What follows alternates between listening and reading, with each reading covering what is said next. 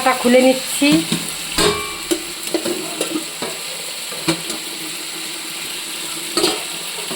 ঢাকাটা খুলে নিলাম। কেমন হয়েছে দেখি।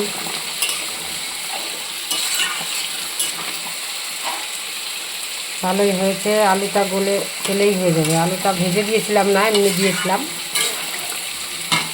এটা আমার নিজে হাতে বানানো মশলা, এই যে দিয়ে দিচ্ছি লাস্টে। তো গরম মশলাটা হাতের কাছে নেই আজকে, এটাই দিয়ে দিলাম, এটাতেও কাজ হবে। তো হয়ে গেছে রান্নাটা আমার কমপ্লিট। এবার আমি নামিয়ে নেব।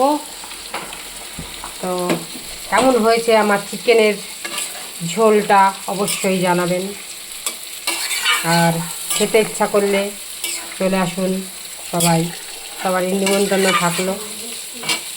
এবার মশলাটা দিয়ে আর একটু ঢেকে রাখলাম, আর এটা ঢাকাই থাকবে। তারপরে আমরা খুলে খুলে খাবো। যার যার খেতে ইচ্ছা করে চলে আসুন।